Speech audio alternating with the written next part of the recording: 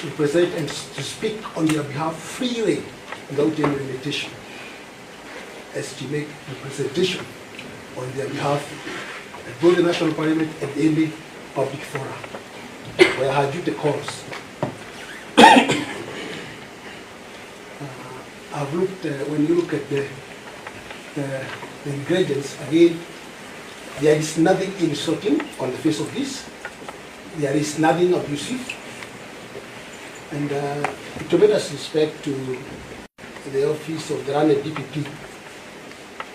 And this is the kind of offense that used to be charged, that usually is used to charge the drunken man, the drunken man in the market center, so that we are talking. This is the kind of charge. This is not the kind of charge to bring a member of an elected member of Parliament who is serving her that term in Parliament to court. Thank you, and it's completely on the face of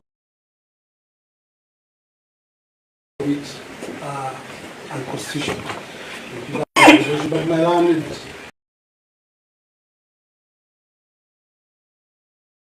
friend Mr. Giru, day off further deeper.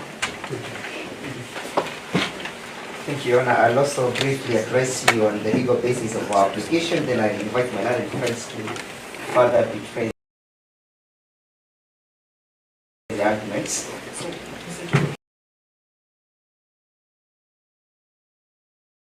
Yes. Before we proceed, maybe just for order, how many of you, because I can see your battery, Yes, sir. we process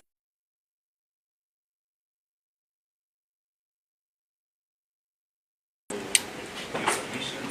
How many of you will be Thank you, Honor. What I'm sure would want to make, after Njiru? and so after Njiru, 2 others.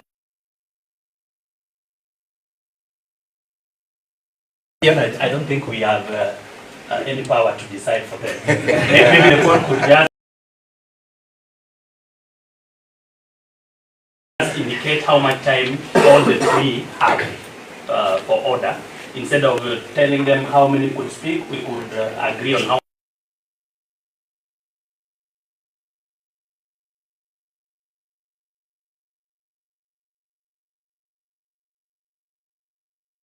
The three is okay, yes. So let us hear, let them exhaust whatever they have. Just stick to the point, Your Honor. I'm sure we are going to do business, propose this.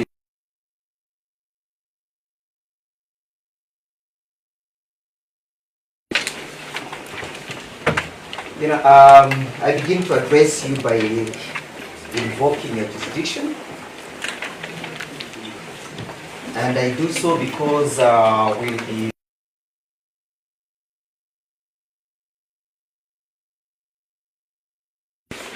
of the Magistrate Court Act, but let me begin by Section 3, which lays down the guiding principle. In exercise of its judicial authority, a magistrate was specified under Article 10 and Article 159, Clause 2, and Article 232 of the Constitution. That's where you draw your jurisdiction from. And then as you exercise this jurisdiction,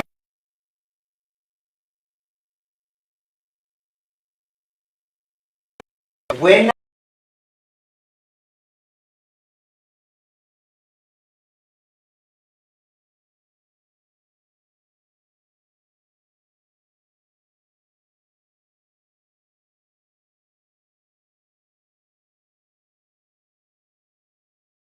adjudicating of our dispute such as this one, what is the court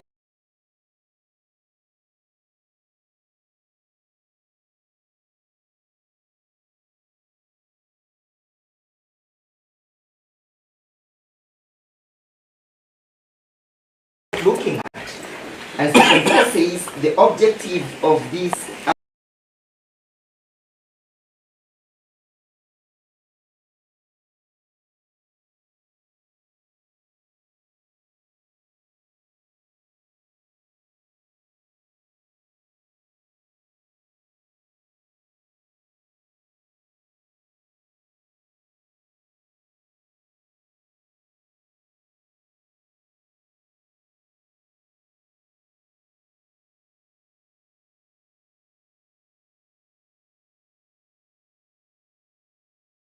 Your Honor, that subject to Article 165,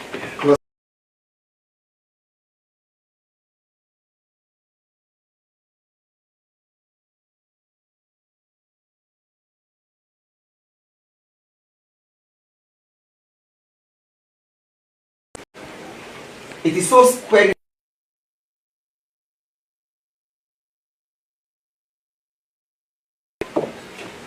Borders between a denial, a violation or infringement of a right, a threat to a right, or fundamental freedoms. We address you on the basis that the section under which this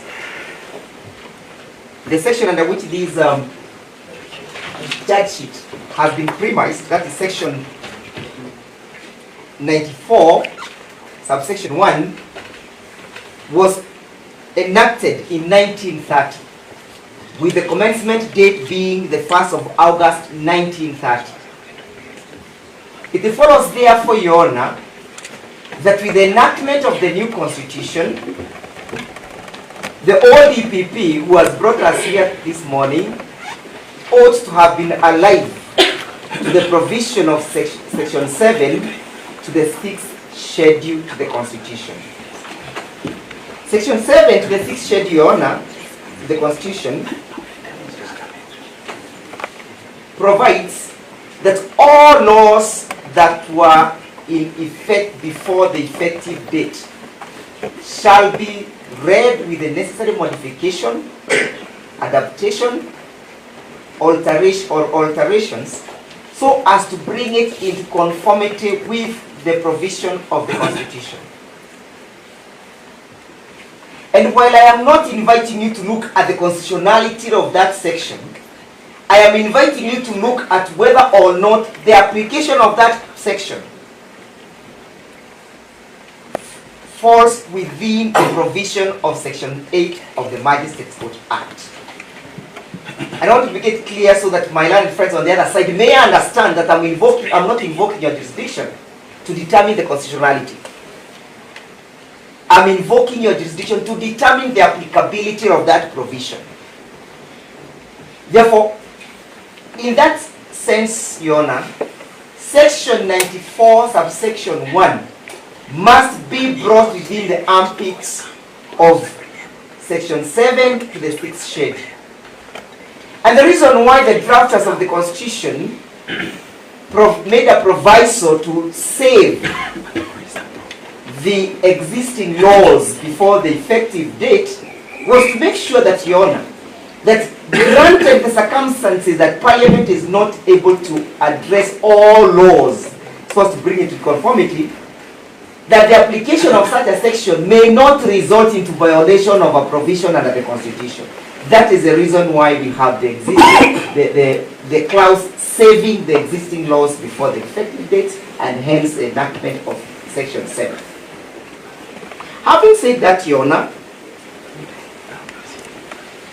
section 3 tells you that you must address yourself to Article 10 of the Constitution. And what are you addressing yourself to Article 10?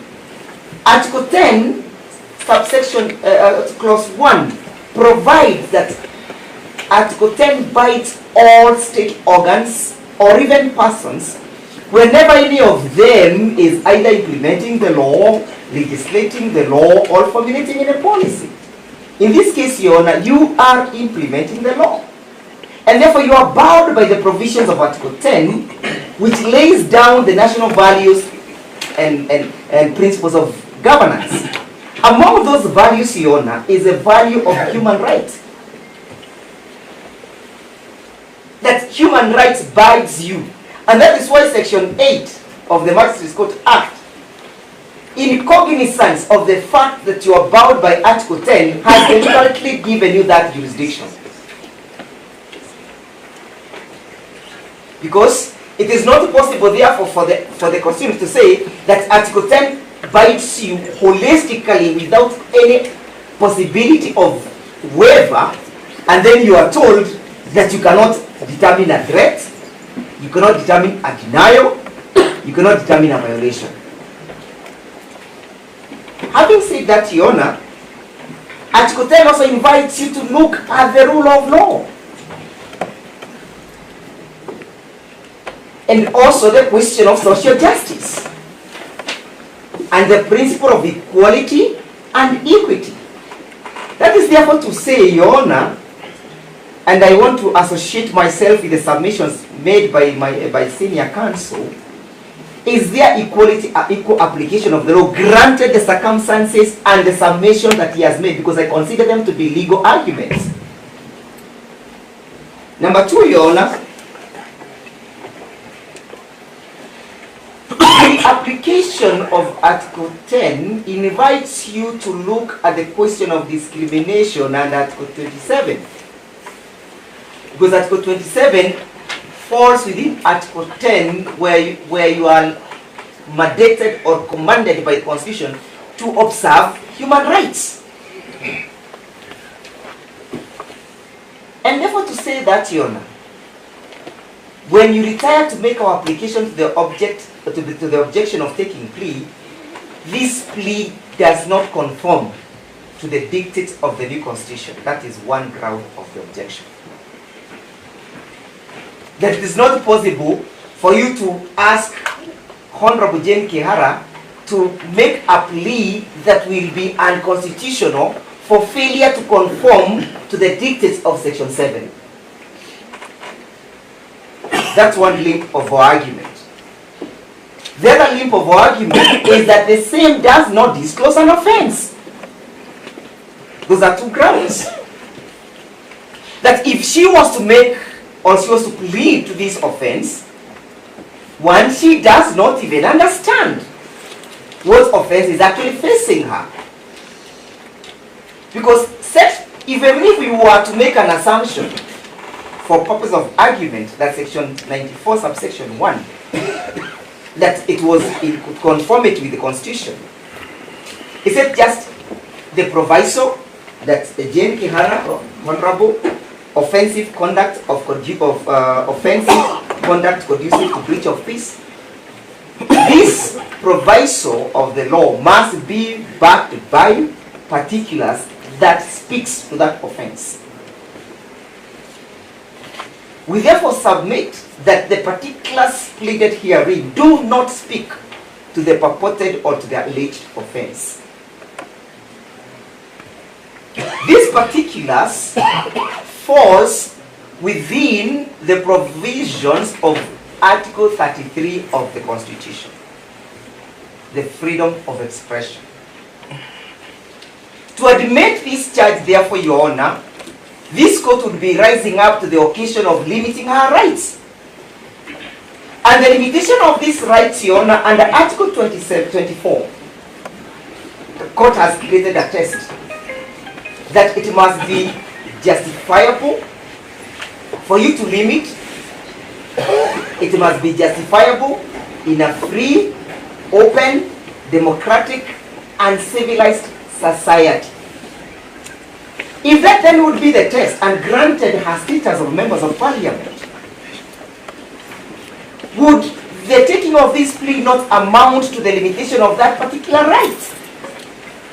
And that right be a justifiable one in a democratic society, a free society such as this one,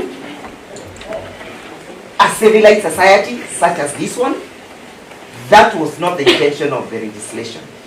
That was not the intention of the enactment of the 2010 Constitution. And then even if she were to plead, Your Honor, even if she was to plead that she made these remarks,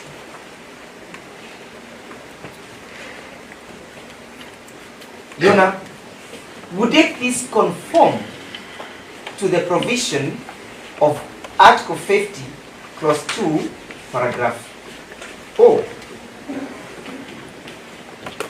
And that's the doctrine I love speaking about, the doctrine of nurum crimen sine lege, that you shall not be charged of an offense if the offense itself was not known in law.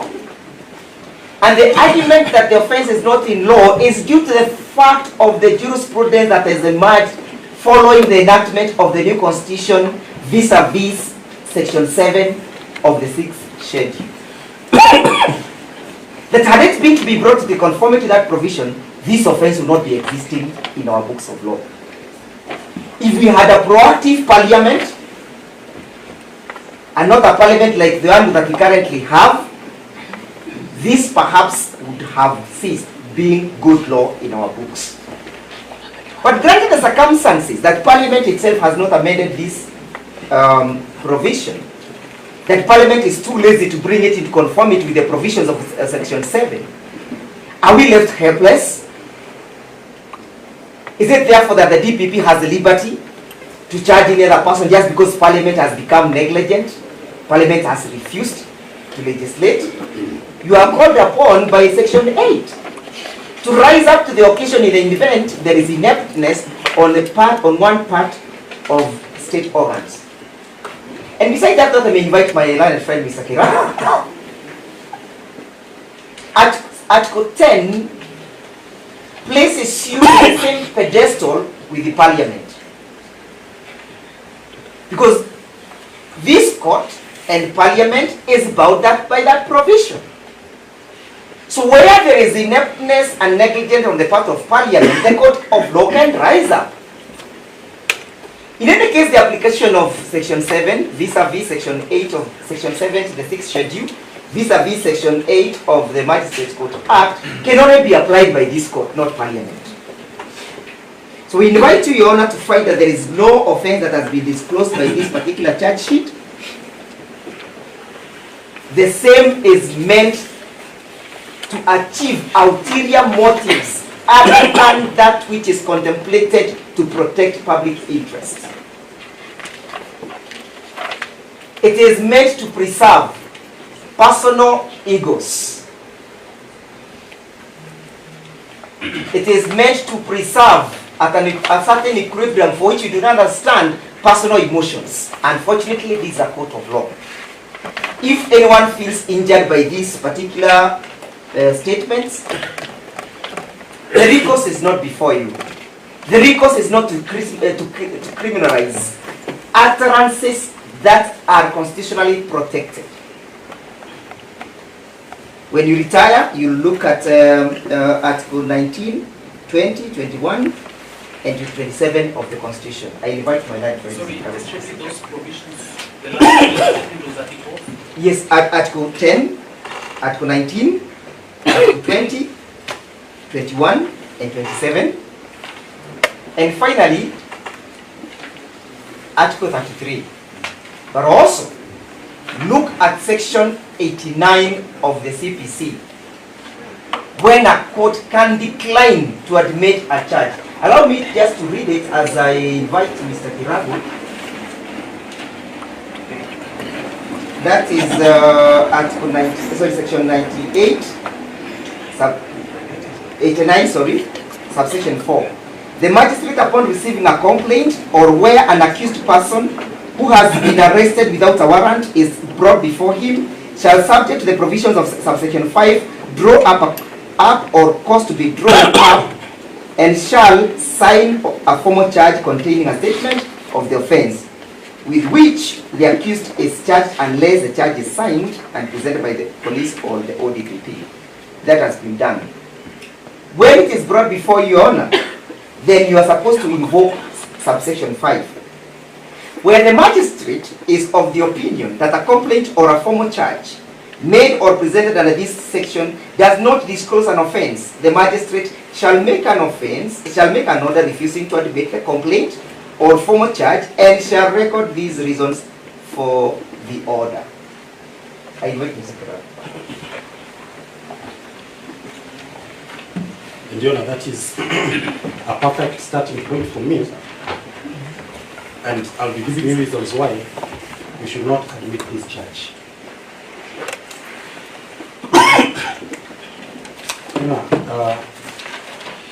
This charge is drawn, and it is alleged that the person before you has done something contrary to Section 84, subsection 1 of the Penal Code. And Your Honor, that is a section which I've opened. that section, and if I may just read the words that are in the charge sheet, that Jane Jerry Wajiro Kihara on 8th day of July 2025 at Nairobi City within Nairobi County, being in a public gathering, uttered the words to it. Now the words are there, the paragraph is there. It concludes, with intent to provoke breach of peace. So, I submit that that charge, as drafted, does not disclose any offense under section 94, subsection 1 of the Penal Code. These are the reasons you know. That section reads, a person who in a public place or a public gathering uses threatening, that's one, abusing, that's the second one, or insulting words or behavior. So, the operative words here are, those words must either be threatening, there is no suggestion that she used any threatening words, abusive, it is not alleged she used abusive words, or insulting words or behavior, it is not suggested that she used any insulting words. And then that is when an offense is constituted. So the charge that is before you does not have threatening, abusive, or insulting words or even behavior that would go on and cause breach of peace and all that. So basically, the offense that is before you is hollow.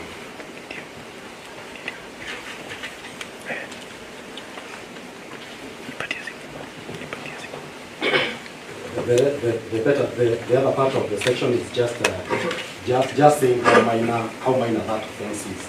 It's just a fine of 5,000 shillings. Can you address the other element? Yes, I'm coming to that. I just caught my eye in the fine, which is 5,000 shillings.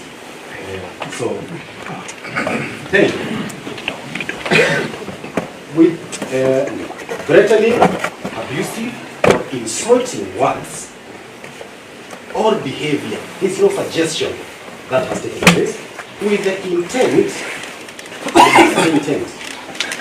one, to provoke breach of peace. That is the one that has been taken. So that for you to have an offense where the intent is to provoke breach of peace, those words or that conduct must fall within the three parameters, or any of the three parameters that I mentioned. What is before you does not fall under any. Under subsection 2, the Act then defines what is a public gathering. And what you will find is that one situation where there is a gathering is when there is any meeting.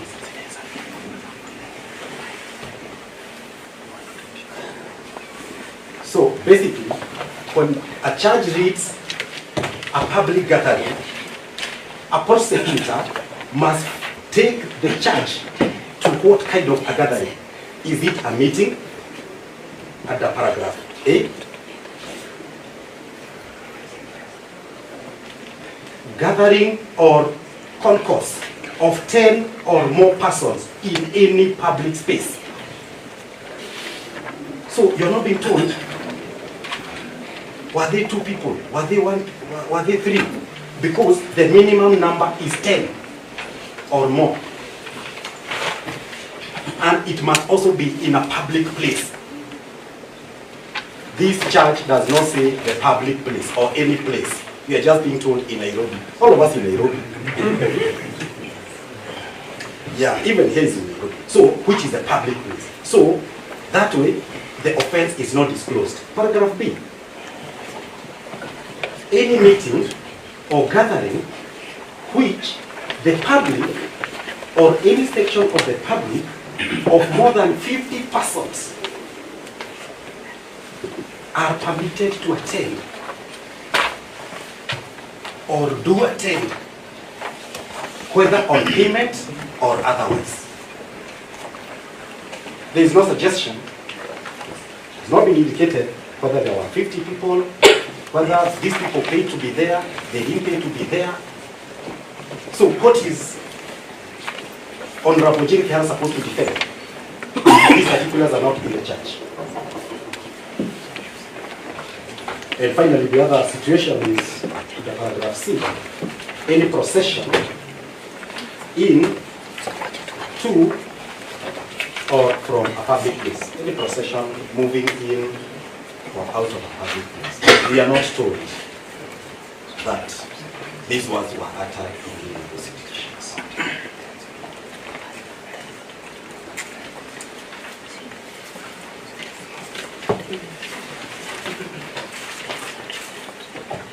When a charge is brought before you,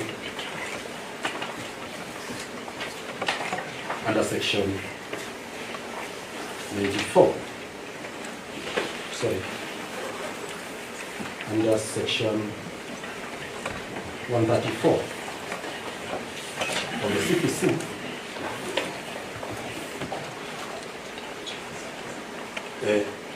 one thing that should stand out is the following: that every charge or information shall contain and shall be sufficient if it contains a statement of the specific offense or offenses with which the accused person is charged, together with such particulars as may be necessary for giving a reasonable information as to the nature of the offense charged.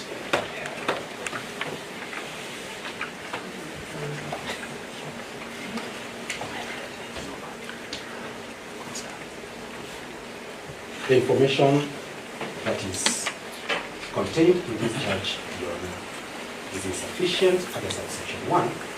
It is insufficient under subsection 2 of section 94 of the Penal Code. Would it be right then if I shift to that point?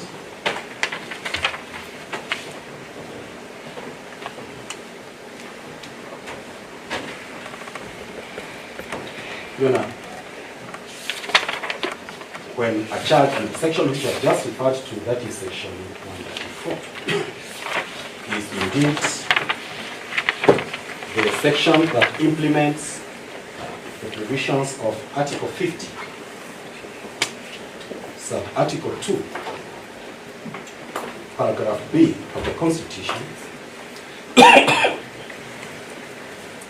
that provides that every accused person has a right to a fair trial, which includes the right to be informed of the charge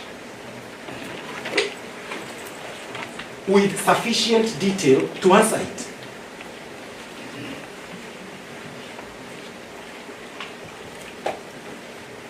The charge that is before you does not have sufficient details as defined in the implementing statute.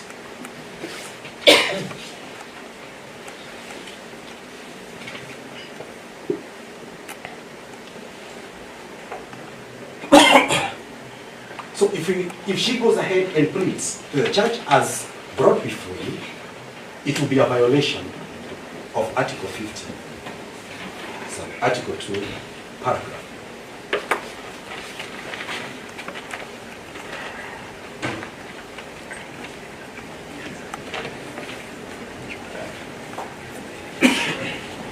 And important to mention, Your Honor, that under Article 25 of the Constitution, and for emphasis, I want to read what it says, that despite any other provision in this Constitution, the following rights and freedoms shall not be limited. These are rights which cannot be limited. And one of such is the right to fair trial. That is paragraph C of Article 25. The right to fair trial is the one that I had talked about under Article 50. So you are then placed in a position where you have a charge that is in contravention of Article 50, and you're being asked to allow a person to plead to those charges. Your Honor, decline that invitation.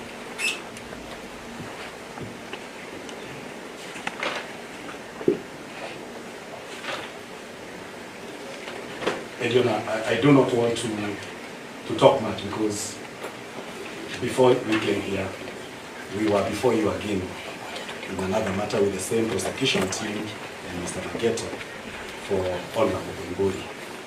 And yesterday is left very late because we were at the DCA headquarters to deal with an issue of Honorable Mekuji. And now we went to, the other day, then yesterday we were dealing with Jane and no. So that Your Honor, I do not want to tire you because we're also very stretched. But the context of that is that there is a pattern, and this court should rise to the occasion and see what is happening and uphold the Constitution. And that will be done. And I invite my other friend, our chairman, Mr. Mbogo Wanjori, to make something. No, Your Honor, that is not the introduction they give to our chairman. This is our chairman of Gema Wado, which is an organization of about 6,000 lawyers. So you cannot just give such an introduction to this.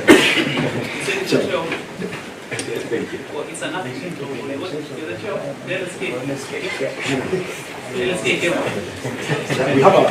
We have an association which has about 8,000 lawyers practicing in Kenya, others in Kenya. It's called Gema Wado Association. Very many lawyers. What he is not telling you is that he has now incorporated our cousins from Mount Kenya South.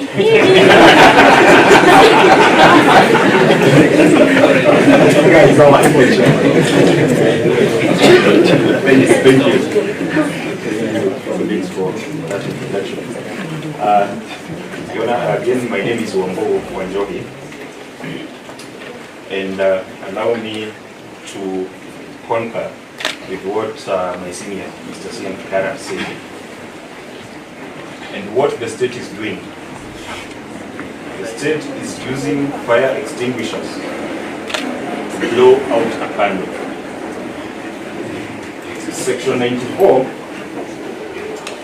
was meant for brawls in bars and fist fights in funerals. That is the purpose of Section 94, the Penal Code. But, Your Honor, let me go into why these charges before you are defective. Number one, Your Honor,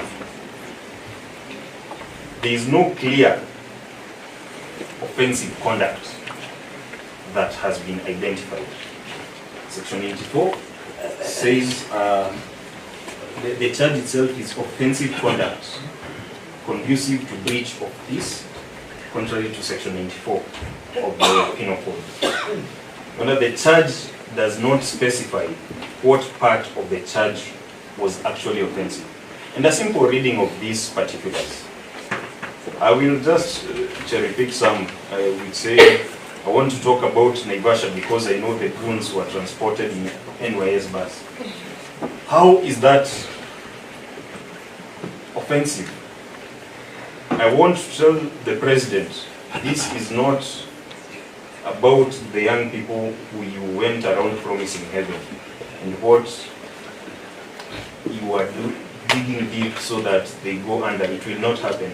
How is that offensive? Number two, if the president has been mentioned in this particular charge sheet, he is not among the witnesses.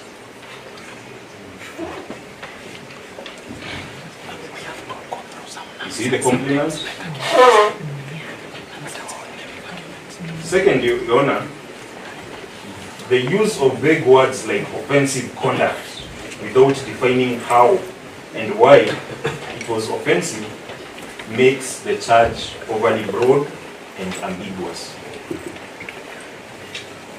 Second, Your Honor, no particulars of breach or threat to peace has been disclosed. The charge alleges intent to provoke breach of peace, but fails to state the following things. What disturbance followed, if any? Who was provoked? What specific act of violence or disorder was caused or threatened?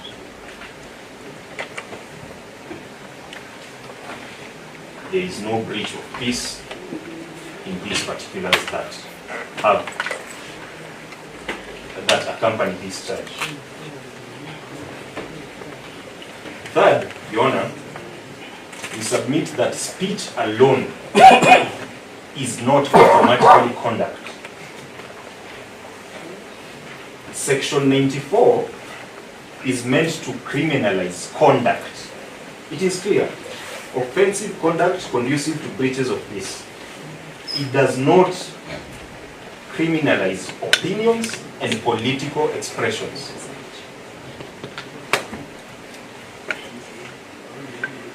If the charge is based solely on speech, then the prosecution must show that the speech had a clear and present danger of causing peace.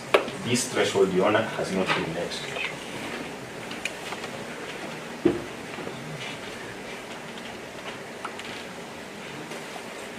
Fourth, Your Honor, we submit that no menswear is alleged, save for with intent to provoke breach of peace. To which we say the charge does not state intent or even suggest that Jane knew her words would provoke unrest. What she was doing was expressing her political opinions, guaranteed under Article 33. Now, Your Honor, fifth, we want to go to the issues of Article 50, 2B, and K of the Constitution, whereby the accused has a right to be informed of the charge in sufficient detail, presumed innocent, and not to be convicted for conduct that is not clearly defined as an offense in law. Your Honor, this charge is too vague and imprecise to meet these standards. Sixth, Your Honor, there is no link between the words and the alleged offense. Even if this speech was quoted in full, it shows no incitement to violence. Actually, she's even giving her condolences. As I condole with the bereaved, quote, and I also empathize with those whose properties were destroyed. So this speech does not show any incitement to violence or encouragement of disorderly conduct. Condolences, criticism of police, political frustration, how is that a criminal act, Your Honor? And if that was the case, I believe half of Parliament would be in committee.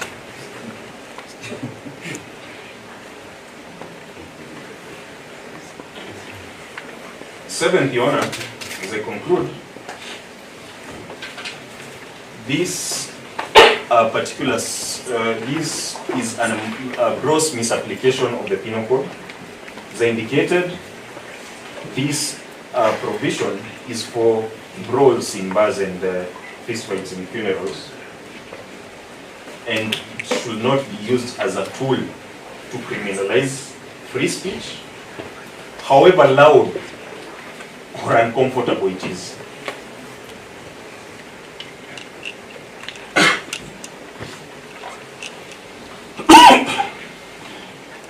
Finally, Your Honor, submit that even if all these alleged facts were true, it will still not amount to breach of peace under Section 94.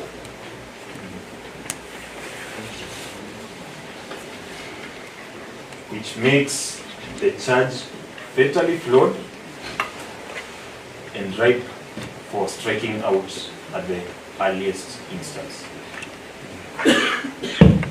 This was submitted. You want to cede the floor for 1 minute to Councillor Iregi, and then Your last one. yeah, last one. Then I probably just wrap it up in a minute. Even though the agreement was that it was 2, I know this is mathematics, and I know lawyers. It was 2 after council, and that is the third. So but we have no objection. Thank you. Just mathematics. Thank you. Mr. Waihegi, Yes, sir. so for 1 minute here. Yes, for 1 minute. I wish to address you on an issue that has not been addressed by my colleagues at Senate, as to what should happen in the intervening period when you retire to render decision on the validity of the charge before you. Your Honor, the charge, as rightly put, is one under Section 94(1), a misdemeanor. And in light of the provisions of Article number 49(2),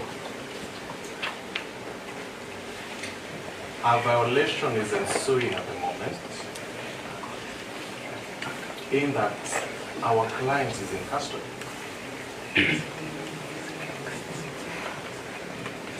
Article 49(2),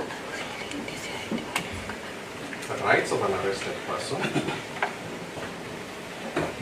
provide that a person shall not be remanded in custody for an offense if the offense is punishable by a fine only or by imprisonment for not more than 6 months. The one before 40 is one that qualifies under 49(2).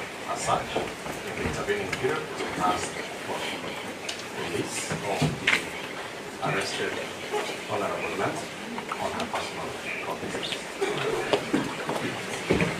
Your Honor, Honorable Jane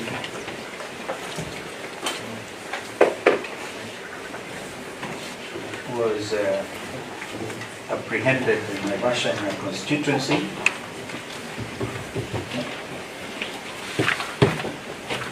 And was escorted by a convoy of 30 officers, approximately, because she agreed with us.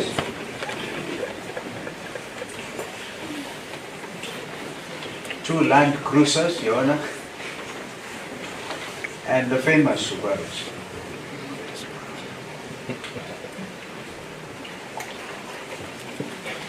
Only to be presented before you this morning, the charge is a misdemeanor. When was she arrested? I believe it's on Saturday? Yesterday, Your Honor, lunch hour.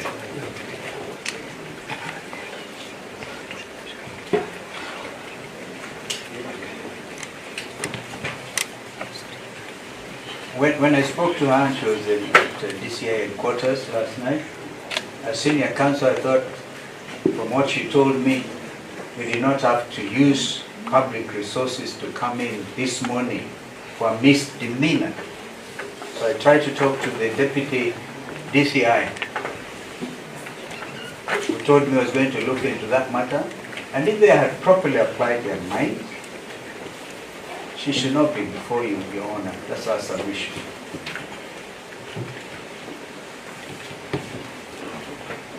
Finally, Your Honor, I want to refer you to the provisions of Article 2 of our Constitution. Which of course declares that this Constitution is the supreme law of the Republic and binds all persons and all state organs at both levels of government. Sub-Article 4, Your Honor, of section of Article 2, any law, including customary law, that is inconsistent with this Constitution is void to the extent of the inconsistency. And any act or mission in contravention of this Constitution is invalid. Your Honor, my submission is that alleged breach of Article Section 94(1) of the Penal Code is unconstitutional. Because in violation of the very Constitution itself, and Your Honor, as Kenyans we should be very proud that we imported under Article 20, 19 and 20 of the Constitution the Bill of Rights. Therefore it behooves all of us, Your Honor,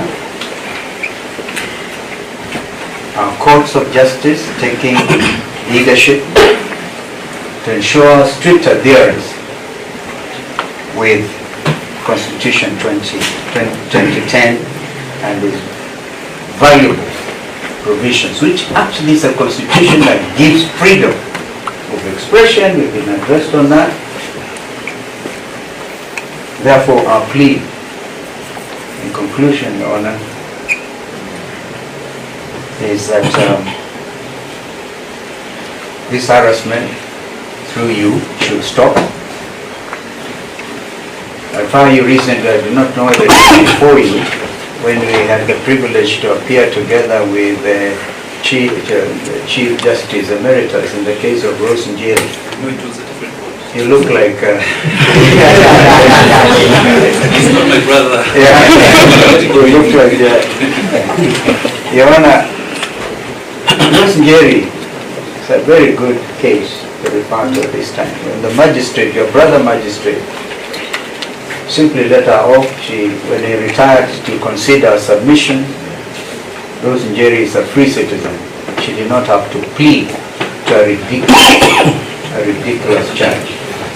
We ask Your Honor that Honorable Jane KIHARA, whom I know as a mother and a senior leader, as you had serving a third term in Parliament, should not be before you for misdemeanor.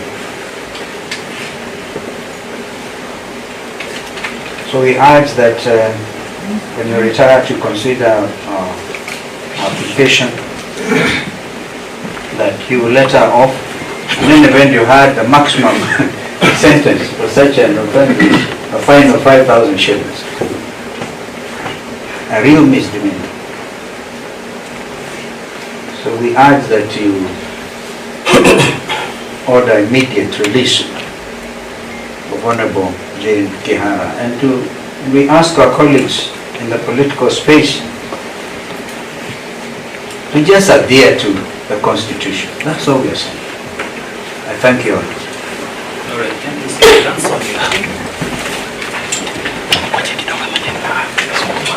Thank you, Your Honor, once again. It must be afternoon already. Good afternoon. Good afternoon. Your Honor, we oppose the application for deferment and or rejection of these charges.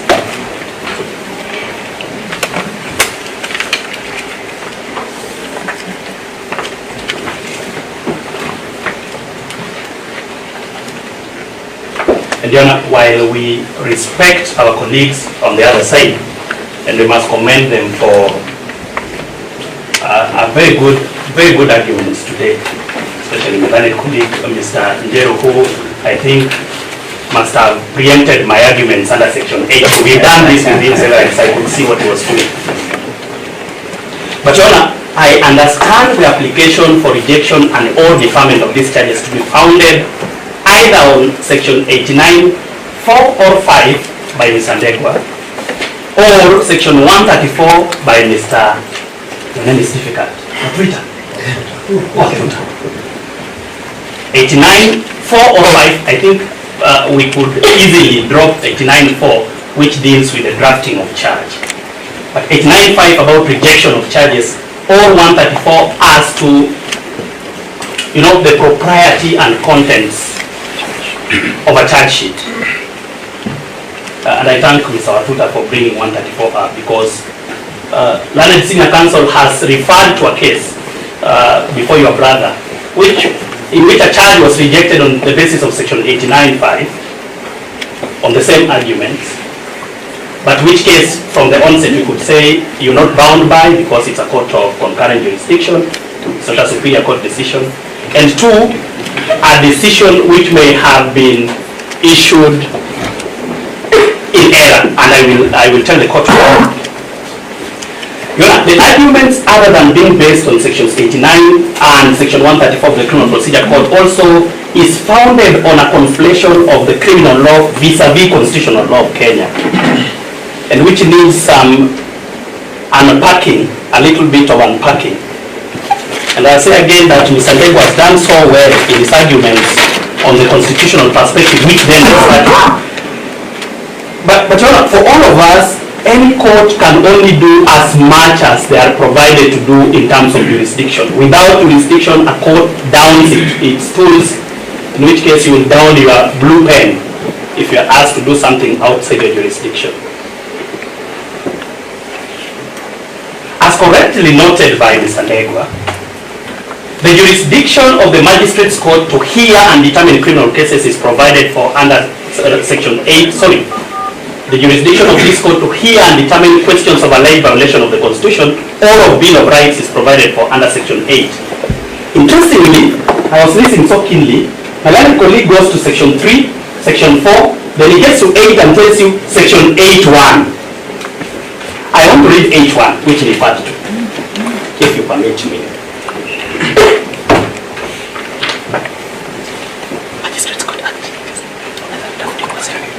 I can go to another as they look for it for me because it seems it's not in my bundle. My colleague is assisting me with it.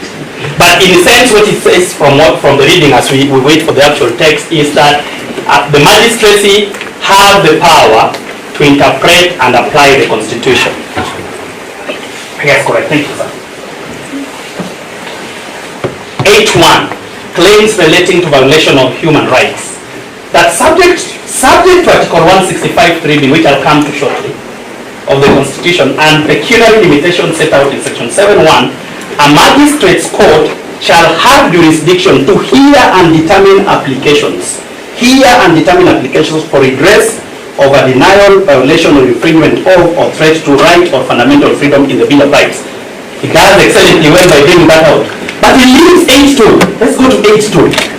The applications contemplated in subsection 1 shall only relate to the rights guaranteed in Article 25A and B of the Constitution. He deliberately ignored it because we've had this discussion.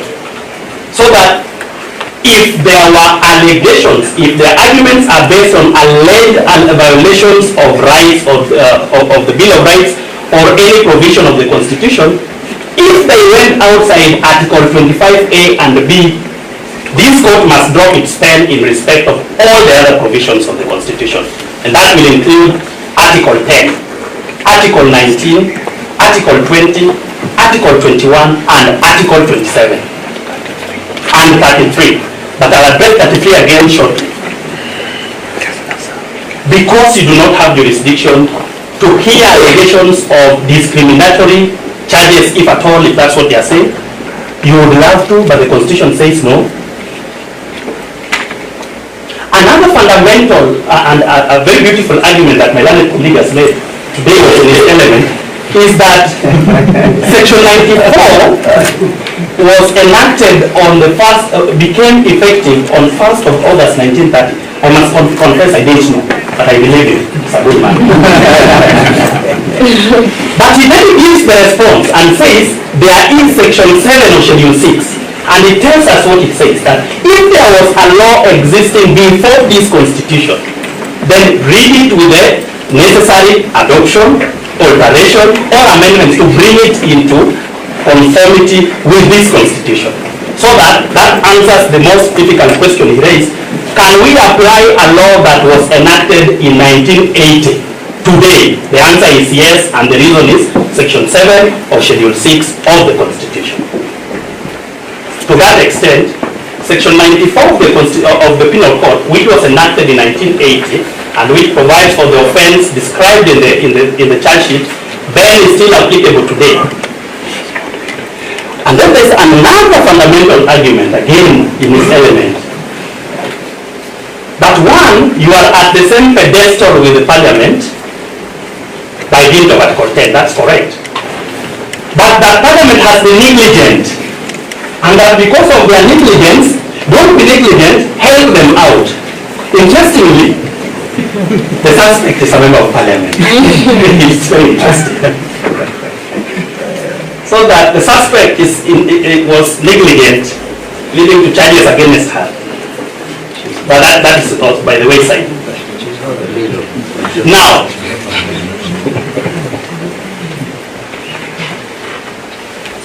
Article 2, which Senior Counsel refers to, and I refer the court to Article 2, I think sub-Article 2 of Article 2, let me just look at it. And it says, no person may claim or exercise state authority except as authorized under this Constitution. You have no powers to make law. You have no powers to repeal laws. You have no powers to amend laws. That power belongs to Parliament. That Parliament which is inept and or negligent, in the words of the defense, is the only authority under this Constitution to make, amend or repeal laws.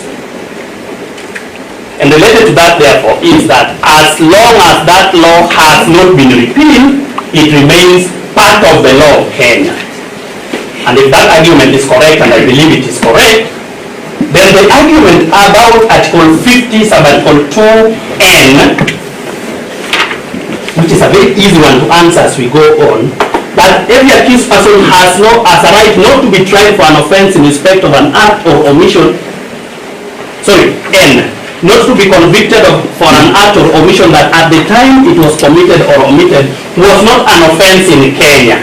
This offense is an offense in Kenya since 1980. So until it is repealed, this court and the Office of the Director of Public Prosecutions has an obligation to enforce the law.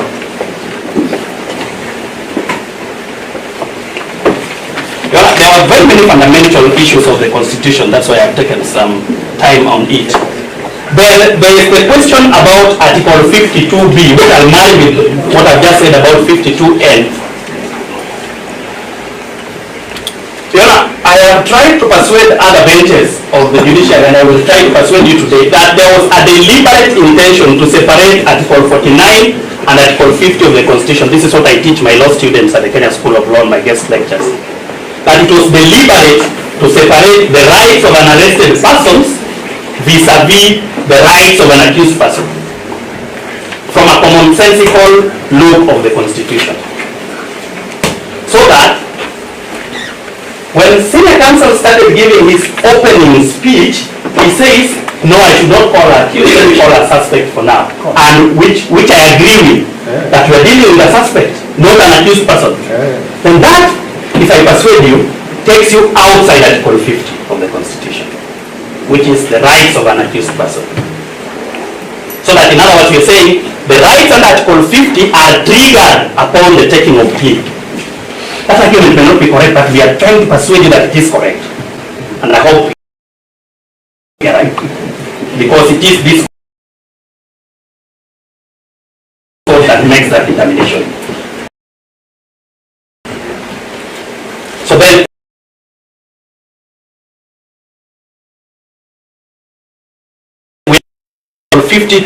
Article 52B and 2N, we agree with our colleagues on the application of Article 25, that it cannot be limited by all means. But having spoken about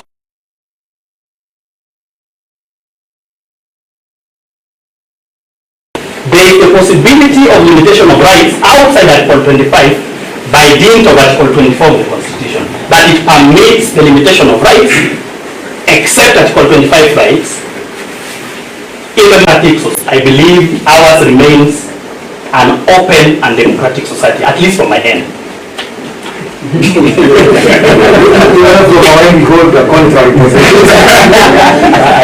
you will enjoy my submissions like I did his my first meeting.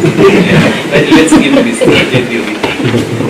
So then that deals with, I think, 4 and Section 4 tells you that you are bound by Article 10 of the Constitution, which is correct, all state and public officers under this constitution are bound by Article 10 of the constitution. However, the application, because council tries to make a distinction between interpretation and application, but whichever distinction it makes, the application of Article 10 still must be within the jurisdictional limits of this court. You cannot just say that because Article 10 binds me, if the High Court is wrong, I can correct the High Court because Article 10 obligates all of us to defend the Constitution. So Article 10 must still be interpreted in line with other provisions of the Constitution and statutory provisions. But now we come back to the charge sheet, having done that constitutional analysis.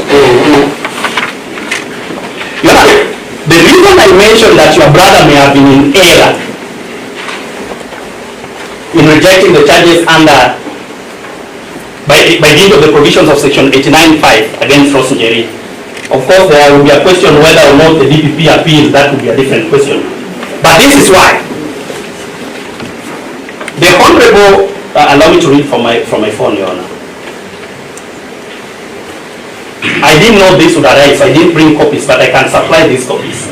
In a decision by the High Court of Kenya in Milimani, Honorable Grace Ngenye Masharia, in the case of the Director of Public Prosecutions versus Kuldip, K-U-L-D-I-P, Kuldip, Madan, and another.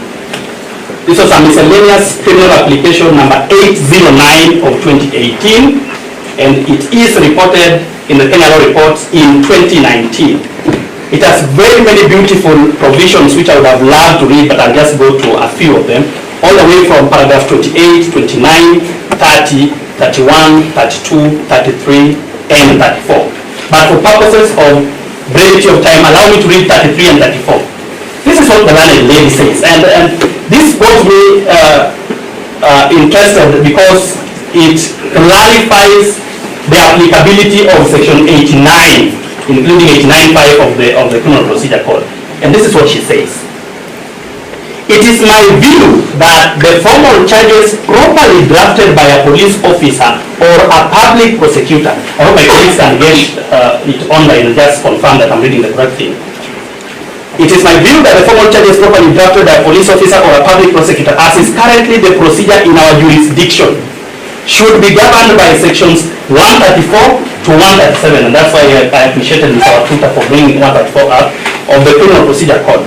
Even if these provisions do not expressly provide for rejection of a charge, that provision does not fetter the court's inherent powers to control its processes from abuse. This is in view of the fact that the courts of superior jurisdiction have settled the jurisprudence that would render a charge sheet effective, which argument can be advanced before a magistrate to persuade the court to reject a charge.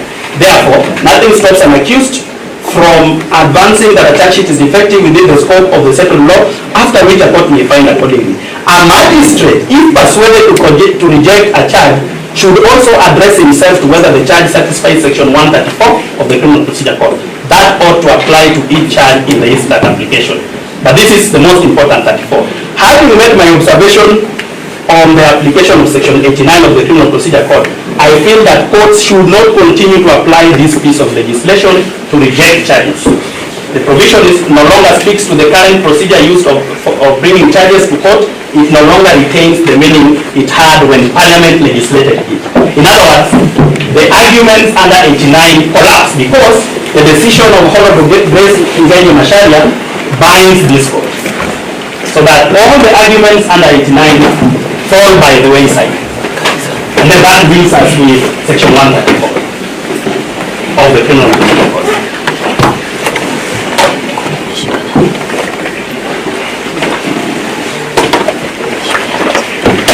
Council has taken us through section 134, but let's just look at it one more time.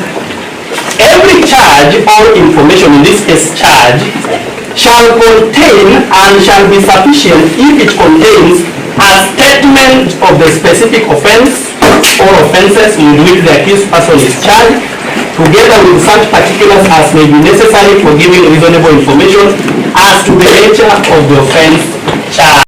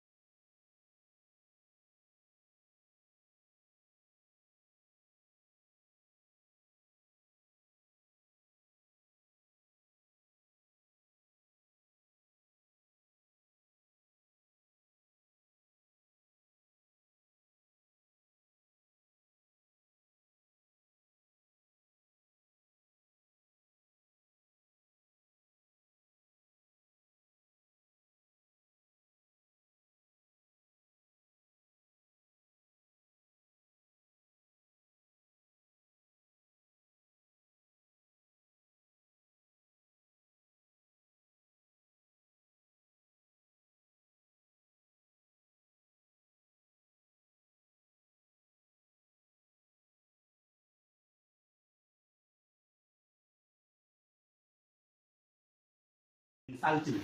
If they admit, unless I'm saying.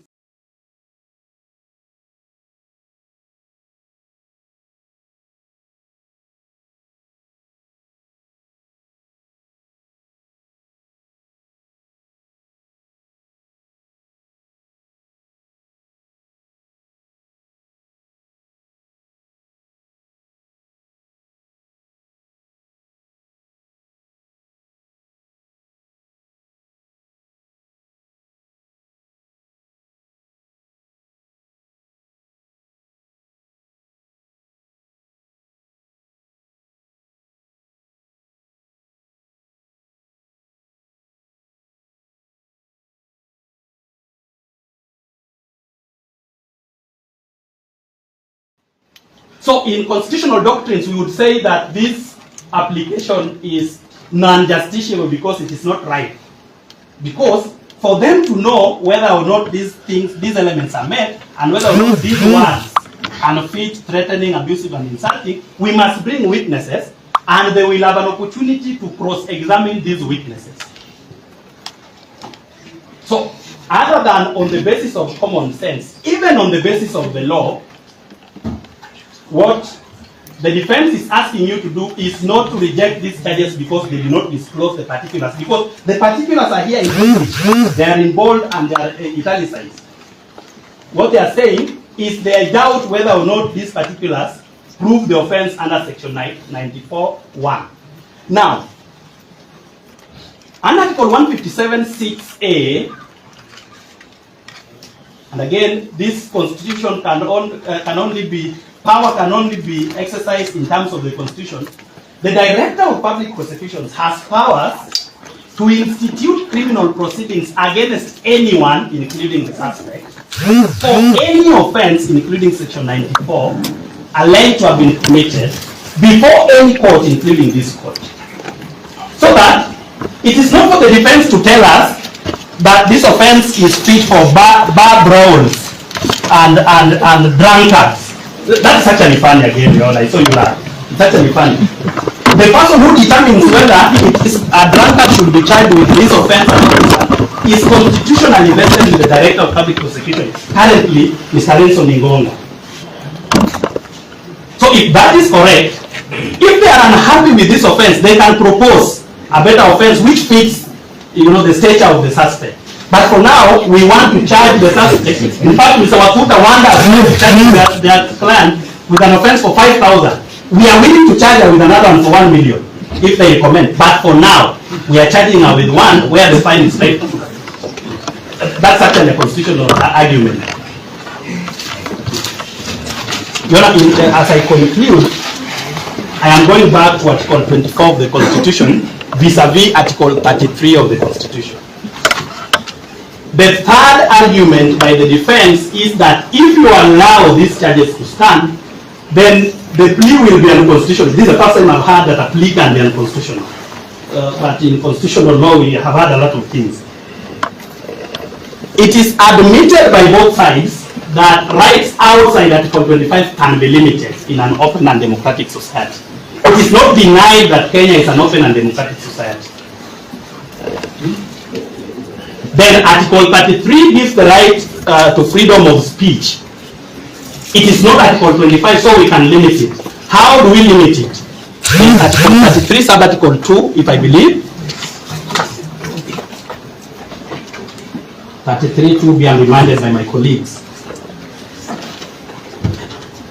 Because there is, as I said, been a conflation of the criminal law and constitutional law. So 33(2)(b), it says, let me just start from 33(1). Every person has the right to freedom of expression, which includes freedom to seek, receive, or impart information or ideas, freedom of artistic creativity and academic freedom, and freedom of scientific research. Then 33(2) says, the right to freedom of expression does not extend to propaganda for war. B, incitement to violence. C, hate speech. And it goes on. So that the right to Article 33 cannot just be flashed out and say whatever is said and in the words of one of the council, even if it is uncomfortable to you, the Constitution says that there will be times when that right will be limited. And that right, therefore, is limited not just by Article 33(2), it is also limited by Section 94(1), which creates the offense. And the Honor, for those of us who love constitutional law, Section 94(1) is therefore what we call a normative derivative of Article 33(1) and 2. So that, Your Honor, all this discussion can be made back to Section 134 of the Criminal Procedure Code. That all that is required of the prosecution is to have a statement of the offense. We have that. To have the particulars of the alleged offense, we have the allegations here which we are saying the suspect said. There is no requirement under Section 134 that the quality must get to certain level. It should just be sufficient to understand. And they understand. The only disagreement is that it does not disclose threatening, abusive, or the third. If you find for us that in fact we have met the provisions of Section 134 of the Criminal Procedure Code, then the defense, because we will meet with them, I'm sure they are experts in this area, must be stopped from this practice of forcing us towards mini trials instead of taking plea.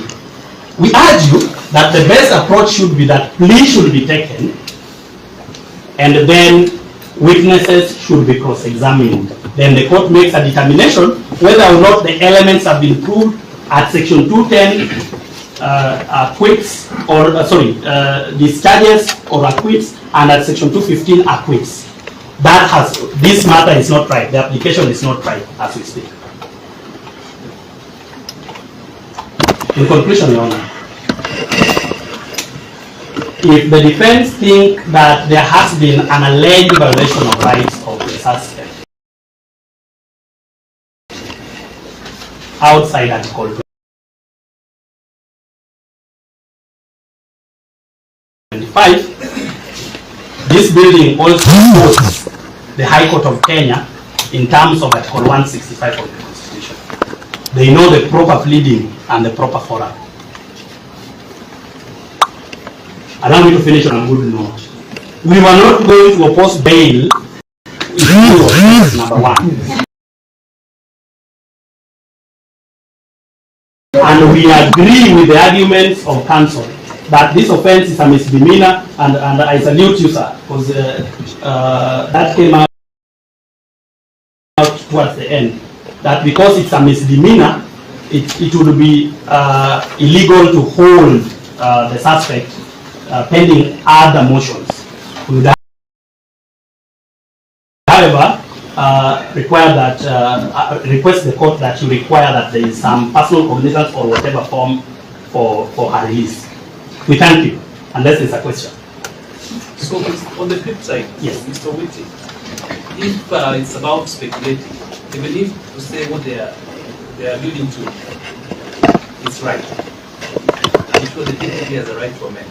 Yes, that's correct. And that's what 135 says, now that you brought it, Your Honor.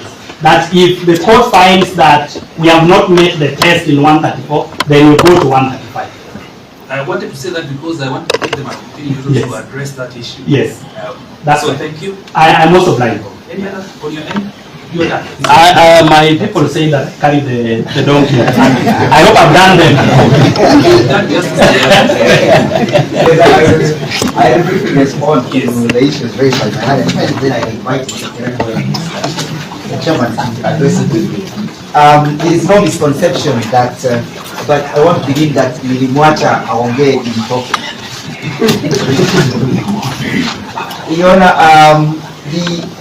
you have been told that Section 94, subsection 1 is what counsel is defining as normative derivative. That's a misconception. In constitutional law, that provision does not qualify to be defined by that doctrine. The simple reading of the word normative means it relates to a norm, a rule, or a thing that should be. So if you were to argue therefore that section 94 subsection 1 is to be constituted or to be construed as a normative derivative vis-a-vis the provision of Article 33, the question therefore posed to the court therefore in determining the norm in section 93 would be, in normal circumstances, how would court regard such a statement by the charge sheet?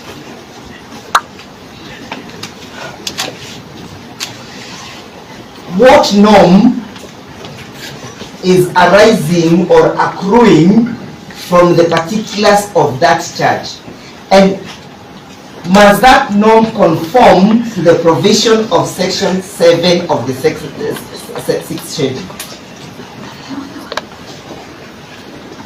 Again, simple reading of derivative means which can refer to something that is derived or taken from something else. Do you want it made more punchy for a general? It's about, let's be able to say, section 94 subsection 1. If you were to juxtapose it to the normative derivative doctrine, vis-a-vis the provision of Article 24, cannot then be said to have accrued or arisen from the provision of Article 33. And that is why counsel misses the point. Of course, deliberately so, because he does not want to appreciate the fact that section 7 of the 6th schedule was enacted so that it can assist the court where an amendment has not been initiated by the relevant authority. I concede it's only Parliament that can legislate. Yes, that I concede. But in the absence of a legislation, what is the import of section 7 of the 6th schedule? And what is the scope of the application of section 7 of the 6th schedule? If the scope is not such, the scope of application is not such as this one. The reason why Parliament, the reason why the people of Kenya enacted section 7 of the 6th schedule, they were alive to the fact that not all laws that may suffer amendments or repeals upon the enactment of the new constitution. And therefore they created an avenue for a magistrate or a judge to have the flexibility of dealing with a situation as and when it arises. Of course, my learned friend would want to argue, on the contrary, that it calls you, it limits you and makes you rigid to the interpretation. That is not the expectation. He has addressed you on the question of the repeal. If, even when a repeal has not approved of a section that is not in conformity with the Constitution, the obligation of the court faced with such a challenge is to make sure that that section does not defeat the purpose for which the Constitution was enacted. And then where do you get that purpose? You get that purpose under Article 10. For the benefit of my learned friend, who seldom practices criminal constitutional law,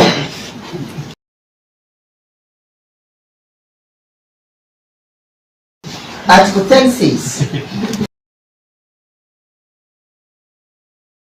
the national values and principles of governance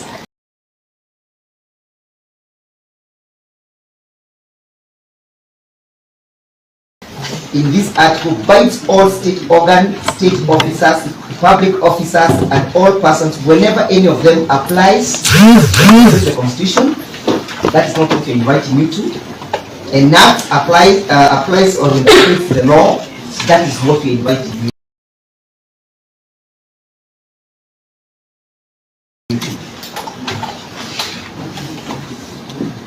This law, section 19, section 94, subsection 1. And at this juncture, Your Honor, you might want to seek the aid of the interpretation. Council should just stick to what came out and the law so that we are not He addressed you on the applicability of Article 10, Your Honor, and I have simply dealing with the question of Article 10.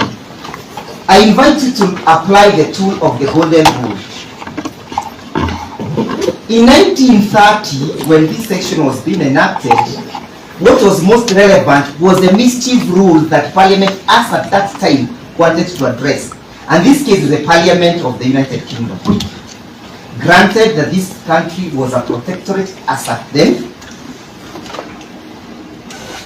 and Her Majesty government wanted to guard, control, and subjugate the people of Kenya. Your Honor, seriously. Yeah, Council. I'll abandon that, but I know the court has noted.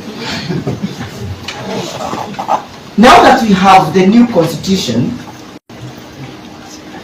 so that you may not resort into the absurdity that the DPP is inviting you to, you must apply the tool that enhances the enjoyment of a right other than to limit it. And that you're being invited by Article 19, 20, and 21. To argue that Section 8 of the Magistrate Code limits you, again, would be to miss the point. There is no possibility that the Constitution can give you, and Article 10, which provides, again about these values, and I want to just mention the value of human rights. That when seated there, Your Honor, you are bound by the values of human rights. And where do you get these values from? The Bill of Rights. So are you then supposed to apply the Bill exclusively? If you're then being invited that the only jurisdiction is under Section 8, subsection 2, then how are those rights contemplated? They are capable of being denied, violated, threatened, or infringed. By the deliberate use of the word threat in the section, threat, violation,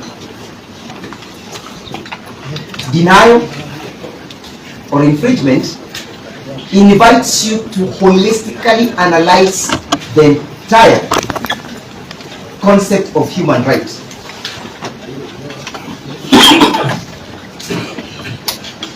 It does therefore not limit you under Section 8, subsection 2.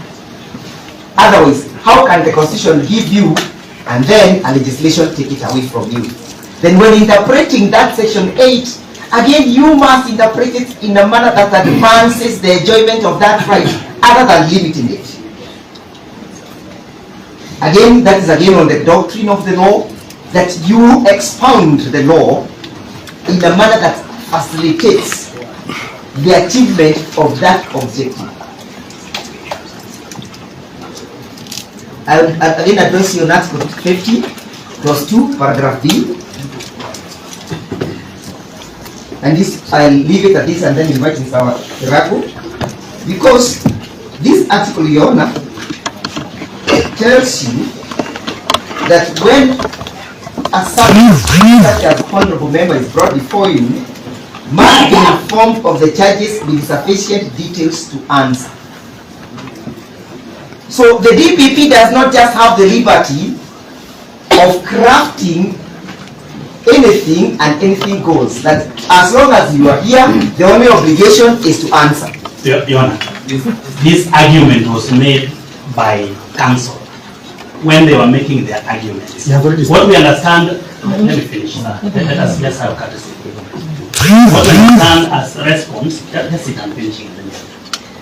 Council, just sit down. You know that they don't have a place to sit. No, you. We are pleading that in response, so that we don't regurgitate, we just issues that have arisen. Okay, I abandon that argument. I'll take that protection. So that, Your Honor, I'll then invite my and try to proceed. So, Mr. Jero, before you invite, yes, sir. Don't you think if you urge me, as you have done, in view of that section 7 of the 6th section, yes, do you think that will be cited for judicial overreach? No. It will be a classic case of judicial overreach. There is no judicial overreach because if I was to read, and again for the benefit of my learned friend who seldom refers to it. Sorry, this second time I'm not taking it. I am a master's holder in constitutional law. It's not.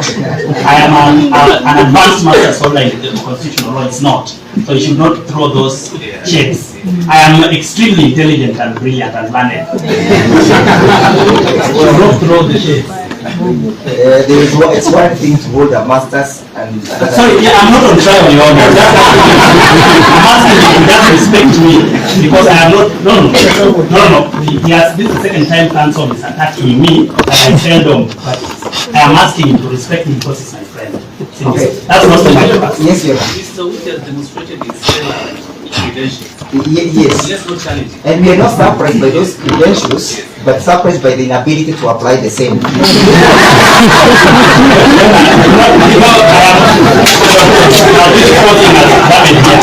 am not the kind of person to be intimidated by people disagreeing with him. So this court should just direct him that he respects the court if he doesn't want to respect me. And if he doesn't want me to lose my respect for him today. Because I take my education seriously, having listened from Islam, that I can't allow someone to just make shades. So please, just respect me. Yes, let's not insist that. I was actually about to praise the council for their appropriateness and their propriety, but now I think we almost descended. Yeah. Let's just maintain our cool and decorum. Right. You already wound up. I was just expressing that perspective. Yes, Your Honor. There is no judicial because the philosophy behind the enactment of Section 7 was in the mind of the drafters of the Constitution that there exist laws and there was need and the necessity to save those laws so that they may not all be considered to be inconsistent with the Constitution by virtue of Article 2 of the Constitution. And that is why, Your Honor, Section 7 says all laws in force immediately before the effective date continues in force and shall be construed with the alteration, adaptation, qualification, and exceptions necessary to bring it into conformity with this Constitution. So this is an invitation to any judicial officer who seeks to adjudicate over a dispute. Additionally, Your Honor, this is also in respect to any other state organ that is invited to apply laws. For example, the procurement laws that were enforced before then, or perhaps the marine laws that were enforced before then, or any other law. So there will be no judicial overreach, Your Honor, if you are then to apply, because that is a constitutional invitation that you cannot avoid. Most obliged. Thank you, Council. You're the last one, Mr. President. I think the chairman has to say just 2 minutes. Your Honor, I don't know whether this would be an interruption of the proceedings. Mr. Whitty has a habit of always rising when I rise. He can stand, I can submit when he's standing. I don't have a problem. But let me make my submission. Your Honor, I was just going to make a small request. I am not your enemy, sir. I was going to make a request that before they are done, we let them finish. I just want to mention an authority. I'm not arguing. Just bring it to your attention if you allow me to read a paragraph so that as he responds, they also tackle. No, we are beyond that. I am allowed to make an application to reopen. He has already closed his case. Yes. I'll address that. Let's just finish with that. Okay, that's fine. Let's just finish because they are responding to what you raised. He cannot be allowed to be sitting. I think the court has directed. The court has directed. Yes. Yeah, you know, very briefly, very briefly. There is a suggestion that we are inviting you to a mini trial prior to due. In many words, that's how we call it. We are not asking you to evaluate any evidence. We are only asking you to look at the content of the charge sheet in terms of the wording, and look at the relevant section of the law that is said to be based, and make a judicial determination in accordance with section 18, subsection 5. Also, section 104 of this case. That is all that we are asking for.